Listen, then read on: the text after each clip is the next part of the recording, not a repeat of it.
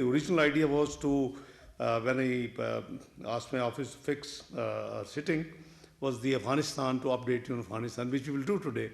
But now the situation which has been evolving, and while I was in Saudi Arabia, from Saturday morning onwards, I think I would like to say, first few words on that, and then I'll walk you through the Afghanistan situation.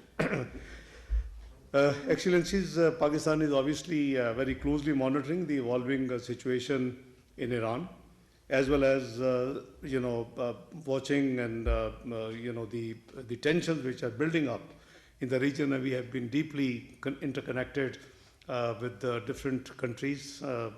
I have, while in Saudi Arabia, I was able to talk to Foreign Minister of Iran, Foreign Minister of Uzbekistan, multiple times Foreign Minister of Saudi Arabia, then Deputy Prime Minister of United Arab Emirates, a number of foreign affairs officials, foreign ministers of Qatar, Foreign Minister of Oman, Deputy Prime Minister of Iraq, and there are certain meetings scheduled with some European diplomats, my counterparts, as well as Jordan and Kuwait later today. So I think the whole objective is that this recent escalation is obviously has now significantly heightened tension in a very already fragile and volatile environment. We are doing our full diplomatic efforts and requesting all parties to de-escalate and to refrain from this process, which according to our information, just not too old, just about a week ago, Prime Minister had official visit to Austria, and we had discussion with the IAEA officials there, and the feedback was very positive. Obviously, these serious developments have taken place at a time when diplomatic efforts were underway to reach a peaceful and negotiated solution. But what triggered all of a sudden this action, and which is now engulfed almost all countries. As late as this morning, we understand that Saudi Arabia has also now, in self-defense, responded to Iran. Though there is no reported casualties, Pakistan, as soon as I landed yesterday, we had a meeting. Prime Minister chaired the meeting. The civil military leadership was there, and there was an official statement, in this regard issued by Prime Minister's office. I'm sure you would have seen that statement as well.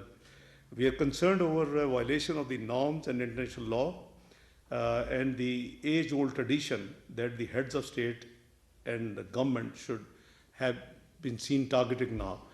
You see, post-World War II, we all know that these institutions were created to create some international, law and order, and that's why there was a UN Charter. There are certain conventions which we all are supposed to follow, but things are on ground moving very differently, which obviously is worrisome because we believe that the international law must prevail and the convention must be respected. In all these engagements, we had consistently urged that the door to dialogue and diplomacy must not be closed. Pakistan's position has been clear and persistent that all countries must abide by the principles of UN Charter and international law, including respect for the sovereignty and territorial integrity of other states, as well as international humanitarian law.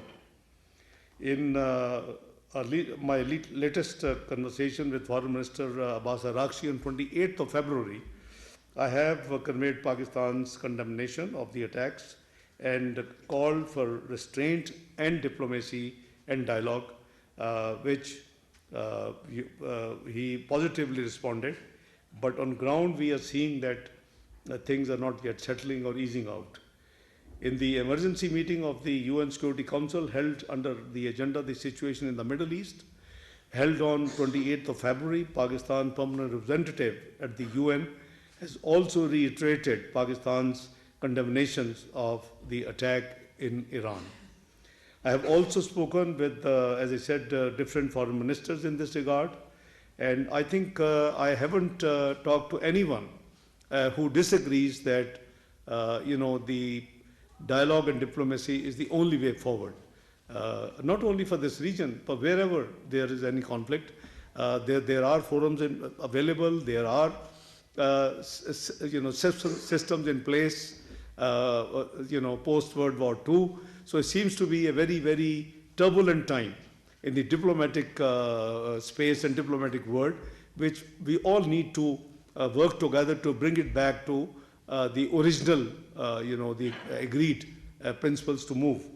Pakistan also stands in full solidarity with all our brotherly countries and underscores the need to exercise maximum restraint. That is the message we have been giving to whosoever Prime Minister speaks, whosoever I speak, or whosoever Field Marshal Syed Munir speaks to his counterparts on the defense side. We acknowledge that the main target of Iran's retaliatory strikes were in self-defense, but Pakistan deeply regrets and condemns these strikes on the brotherly countries, including Saudi Arabia, Bahrain, Jordan, Kuwait, Qatar, and UAE, and Oman. We can't have double standard. As I said, that we were the first ones. I was in Saudi Arabia, and the moment I got this news, my office, I talked to them, and they issued more of a statement condemning it. But within no time, we then found a number of attacks, obviously in self-defense, but that compounded and complicated the situation on the ground. So anyway, they are a sovereign state, and it was their decision. They say that we have not attacked those countries, we have attacked the American base there or their installation there. But there is still no justification because of the panic. See what's the turmoil in the entire region. We are seeing, I myself have to find ways and means to get back to the country, and the entire space in the Gulf states airspace was closed. So Prime Minister of Pakistan has expressed his deep regrets and calls to the leadership of the brotherly countries, as I said, almost all of them, Saudi Arabia, Qatar, UAE, Jordan, Bahrain, one by one, and it has been requesting to please exercise restraint, don't react, and all this business. This last 72 hours developments are really very, very worrisome. In our outreach at the leadership level, we have called for an immediate halt to escalation through urgent resumption of diplomacy to achieve a peaceful, negotiated resolution to the crisis. Pakistan stands ready to extend our support towards peaceful resolution of outstanding issues. Incidentally, this, if you recall, this is the second round. The last round was in June last year, when again we did our complete efforts. Oman was the mediator, and again Oman is again mediator this time, and the talks in Geneva about a week, 10 days ago were going very positive. So our effort has been to encourage both the US and Iran to get engaged in dialogue, diplomacy, and resolve the issue. I won't walk you through the entire detail. We are privy to detail of the demands and the responses. We have been encouraging to make it viable, a win-win for both the United States and Iran. And I think we are very close, in counseling both countries on this subject. They were both positive, and they were both forthcoming. You see the actions now. As I said, that Foreign Minister of Oman was absolutely satisfied. So was the authorities of IAEA, whom we met about 10 days ago during our official visit to Austria. So it is puzzling that what necessitated all of a sudden, a decision to attack. Anyway, Gulf countries host obviously millions of Pakistani nationals. We have a huge diaspora in almost in every country. The biggest ones are in Saudi Arabia and in UAE. So, you are already aware that in the attack in Abu Dhabi, unfortunately, one of our Pakistani, national was also martyred in that attack. Our missions in the region remain fully engaged with the diaspora and remain in close contact with local authorities for facilitation and with our foreign office, constant reach out to our missions and through the missions to the diaspora.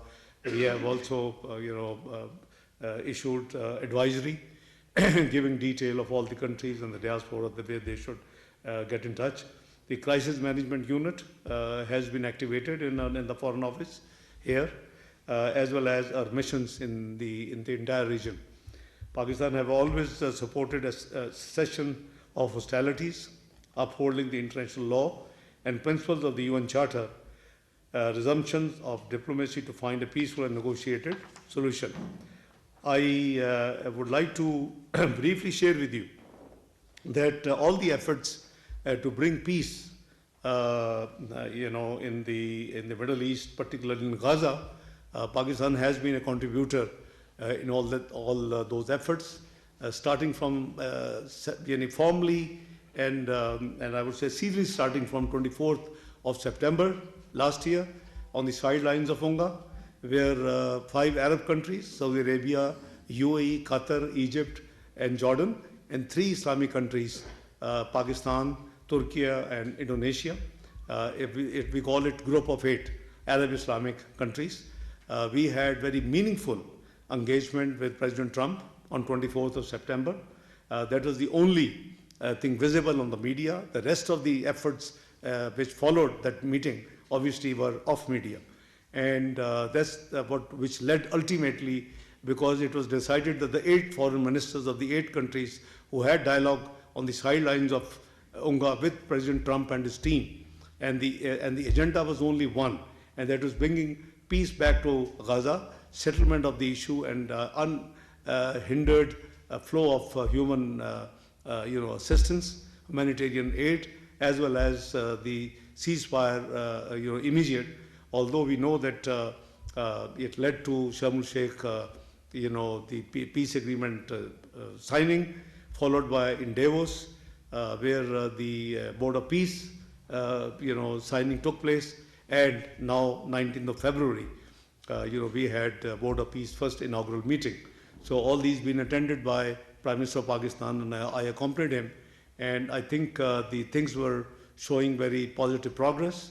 We appreciate the efforts made by all concerned, particularly 7 other brotherly countries who have made equal effort with us to bring the Gaza issue to that point. I must also share with you that UK held, I think, very timely meeting in the UN Security Council. They had presidency this month, and I was invited by my counterpart, Excellency Ebert Coopers, to attend the UN Security Council meeting, which was a day prior to the Board of Peace meeting on 19th of February. It was 18th of February, and I especially flew from Austria to attend that meeting, in New York. And our statement was very, very clear. It is on record, and it is available on the website of Ministry of Foreign Affairs of Pakistan. You can just go through and, frankly, we don't mince words. And we call spade a spade. And wherever, principle demands, we do act accordingly. We have excellent relationship. We have great relationship with China. We have very good relations with the current administration of the United States. We have great relations with all brotherly countries. But I think unless we all believe and act accordingly, that the international law and the UN Charter and the conventions are to be respected and followed, I think then there will be no peace any part of the world. Maybe this time this region. Earlier, I remember last year we had the presidency in July. We on purpose selected the theme for debate, which I chaired in UN Security Council meeting, was multilateralism, peaceful settlement of disputes. And I think UK also deserves compliments by picking the almost same subject on 18th of February, the peace in the peace process in the Middle East, including Palestine. So I think these efforts need to be complemented. We should all get strengthened. We should all get united. And I'm sure the sense will prevail, and these institutions can surely work very effectively. So these are few ideas I just wanted to very frankly, because these are the latest development. As I said, the original idea of the Afghanistan, because there were some queries.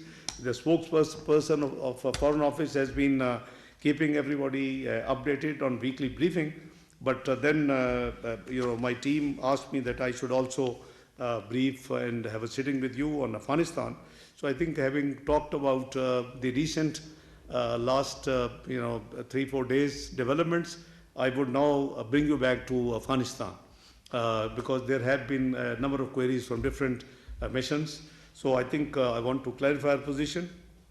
We surely want good friendly relations with all our neighborly countries. And you would recall that last year I made 3 trips to Afghanistan. After 4 years of gap, since the Taliban regime came in power, on 19th of April 2025, I just had a visit of Kabul with very open heart and mind. I discussed with them their economic issues, trade issues, political issues, refugees issues, anything they wish to touch. We were very open.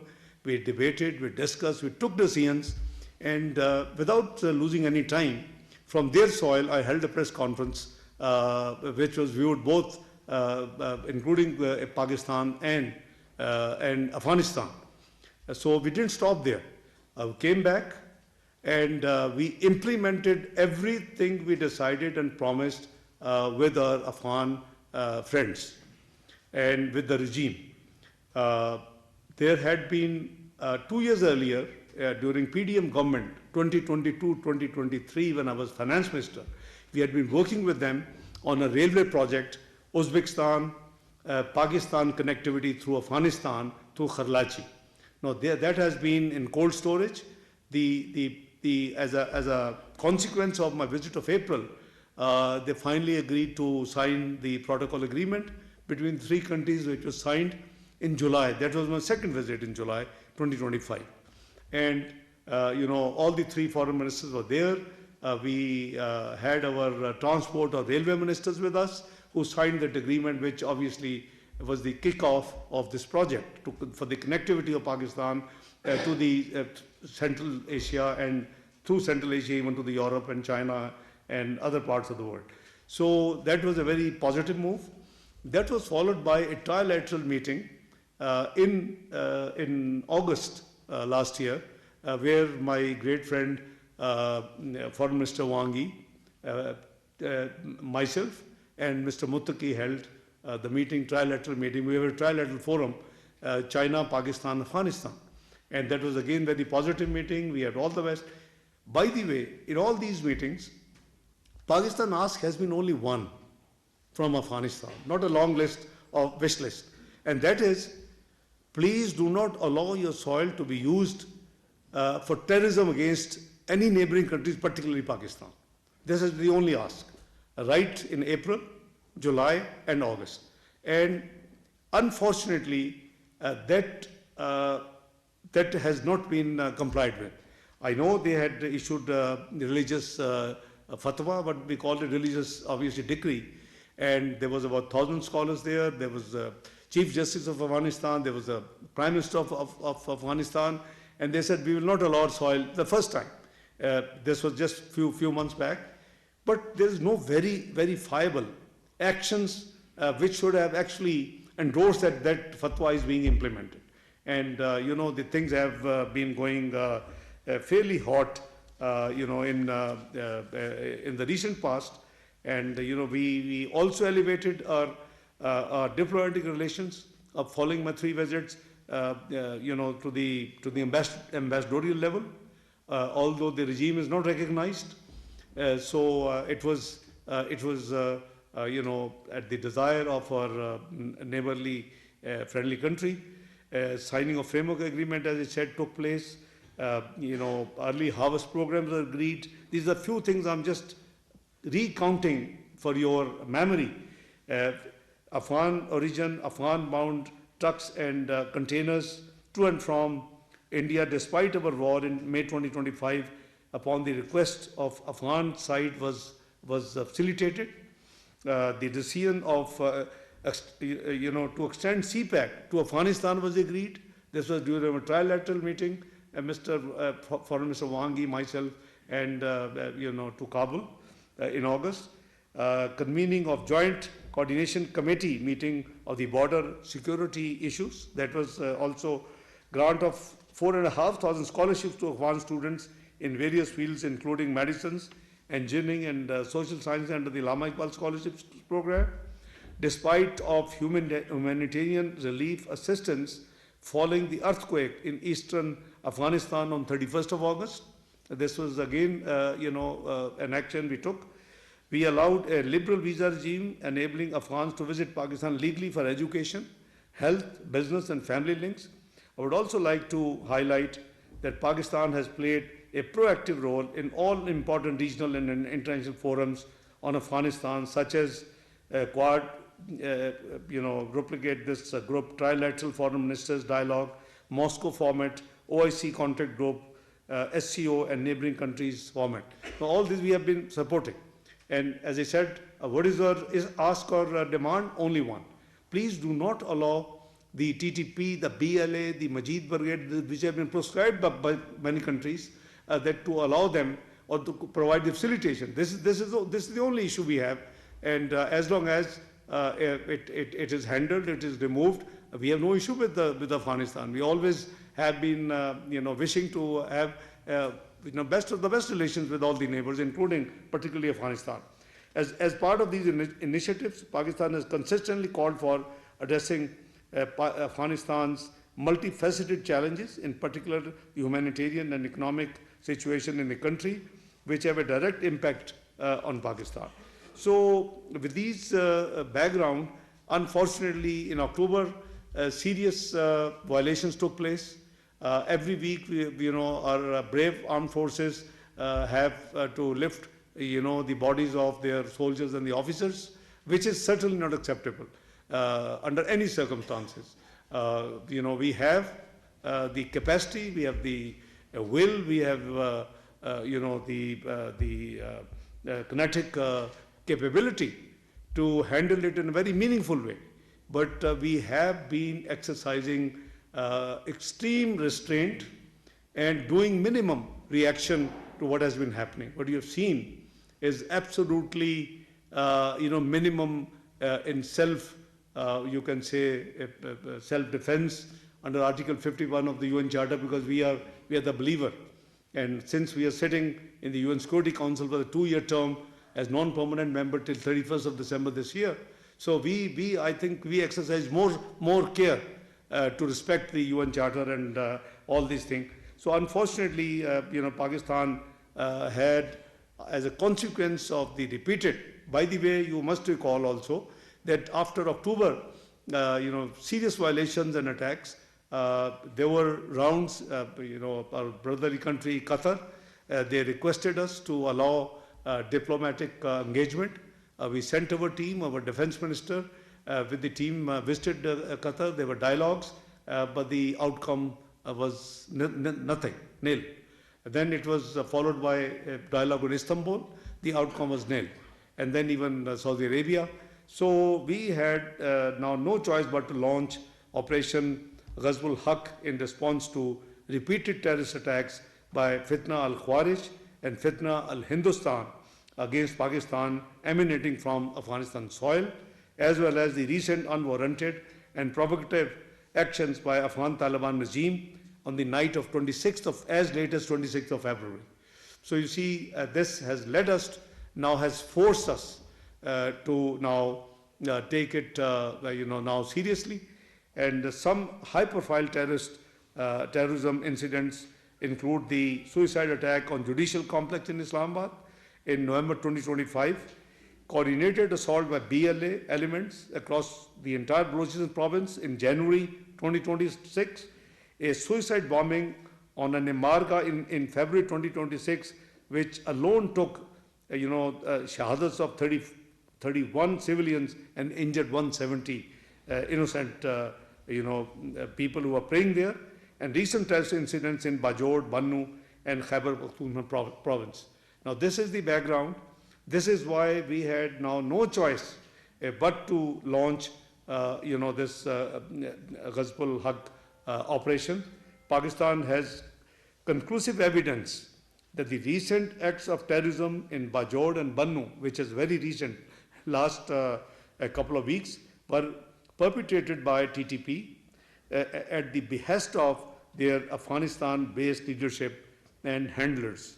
Responsibility for these attacks was claimed by the TTP already and their affiliates as well as ISKP. Prior to the launch of operation, but what I said, Gazbul Hak, Pakistan carried out intelligence-based selective targeting of 7 terrorist camps and hideouts on 21st February 2026. When I fixed this meeting, I just wanted to share all these facts with the diplomatic corps. You're all friendly countries, so that it should be on your record and you would be sharing it with your capitals. So, as I said, that the events have overtaken now in the last 3-4 days. Pakistan actions were proportionate, minimum, and measured with careful planning in order to make sure that the only terrorist camps and hideouts are hit and civilian population should not be targeted and should be saved. In response to repeated terrorist attacks by Fitna al-Kharij and Fitna Hindustan against Pakistan from the Afghan soil, as well as the latest, as I said, the provocative actions by the Taliban regime on 53 locations across 15 sectors. 53 locations across 15 sectors in Khyber Pakhtunkhwa province on the night of 26 February. Now, this is horrifying, and this is totally lunatic, that it's like going mad. So this 26th of February, 53 locations targeting 15 sectors in Khyber Pakhtunkhwa province is totally no-go for Pakistan. Pakistan initiated this Operation Gazbul Haq in self-defense, carrying out precise and targeted operations against 7 terrorist camps and hideouts belonging to the TTP and ISKP in Afghanistan. Our actions, as I said, were very careful, and in this operation, initially 22 locations in Kabul, Kandahar, Paktia, Nangarhar, Khost, and Paktika were subjected to aerial targeting, and all these targets were military installations which were carefully selected based on our intelligence. As a result of Pakistan befitting response to Afghan Taliban's regime against Pakistan, valiant forces targeted 37 locations in Afghanistan. 415 Taliban's regime personnel and Khawarij were eliminated. 182 posts completely destroyed. 31 posts captured. 185 tanks and APCs destroyed. 46 locations targeted across Afghanistan, as I stated earlier. Pakistan's 12 brave soldiers embraced shahadat, martyrdom, 27 injured, and 1 is missing in action. Our position is still, we desire peaceful, stable, regional integration and prosperous Pakistan. We are well-wisher and we will remain well-wisher. We have all the sympathy for the people, brothers and sisters in Afghanistan. But this is something which we have done against those elements who have been unfortunately sponsored or patronized by the Taliban regime in Afghanistan, and as a consequence, we have been, facing all these, terrorist activities, but still demonstrated patience for a very long time. Excellencies, ladies and gentlemen, we have repeatedly urged the Taliban regime to take immediate, concrete and verifiable measures against all terrorist groups operating from Afghan soil including TTP, BLA, and their affiliates. Regrettably, the Taliban regime has failed so far to undertake any concrete and verifiable actions against these groups, despite our, you know, despite repeated assurances which have been given to Pakistan at different levels, including to me. Despite Pakistan's numerous goodwill gestures and attempts to engage Taliban regime through mediation process, the regime remains unwilling to prevent in a serious way repeated terrorist attacks emanating from their soil. As I said, that which is a very strong instrument in Islam, what we call fatwa, the religious decree, and that too in the presence of the 1,000 prominent scholars, a few months back. But seems to be that on ground, hardly any action. Due to active support and facilitation extended by the Taliban regime to TTP, BLA, and their affiliates, terrorist attacks against Pakistan have increased manifold, as I've given you all these statistics. Our civilian population, military and law and enforcement personnel, places of worship and infrastructures all have been targeted. I have quoted you all the detail what has happened. The fact is that Afghanistan, unfortunately, currently is a safe haven for multiple regional and international terrorist organizations, which has been well documented in the reports of the UN Security Council Analytical Support and Sanctions Monitoring Team. Afghan Taliban's regime serves as a master proxy of forces to destabilize Pakistan and the entire region. Terrorist organizations such as Fitna al-Khawarij, Fitna al-Hindustan, and others work in close coordination and under patronage of the Taliban regime. It is also a well-established fact that TTP, whose entire leadership is based in Afghanistan, continues to operate with impunity from their soil, and they have yet not been kicked out from their country. Pakistan expects the international community to condemn the expanding terrorist threat which is emanating from Afghanistan and which is destabilizing activities in the entire region. We hope that the international community will play a constructive role by urging Afghan Taliban regime to uphold its commitment under the Doha Agreement not to allow its soil to be used in practice by terrorist organizations against the regional countries and the neighboring countries. Pakistan is a strong proponent of regional peace and stability, but the protection of Pakistan's sovereignty and the safety and security of our people is the foremost priority of the government of Pakistan and the state. Pakistan reserves the right to take all appropriate actions in its self-defense and to protect its citizens in accordance with the international law, including the UN Charter. So I'm extremely grateful that you have the inconvenience of adjournment of the yesterday sitting, and thank you for making it today. Thank you for your time, and I'll be happy to answer any questions or any clarification if somebody wants to see. Thank you. You very eloquently spoke about the need for diplomacy and restraint, the conflict in the West, in the Middle East, Iran and so forth. Wouldn't that suggest that pursuing the avenues of diplomacy and negotiation with respect to what is going on with your other neighbor? Sure. Well, first of all, we have the whole idea. We would have actually met 3-4 days ago because of my unavoidable participation in the OIC, and that again was for the cause of peace in the Middle East. I had to go, so that's why. So first of all these actions, as I said, they have been great restraint, in a very measured way, and at reaching a point where no more space was available to remain totally quiet and keep taking whatever is coming on our side.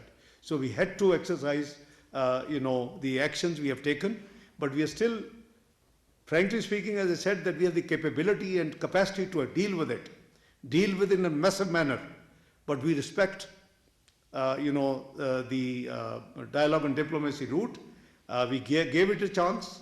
I won't walk you through to Qatar Ambassador, His Excellency is here, that the fanatic calls I had in October when they did all this massive, terrorist activities in Pakistan.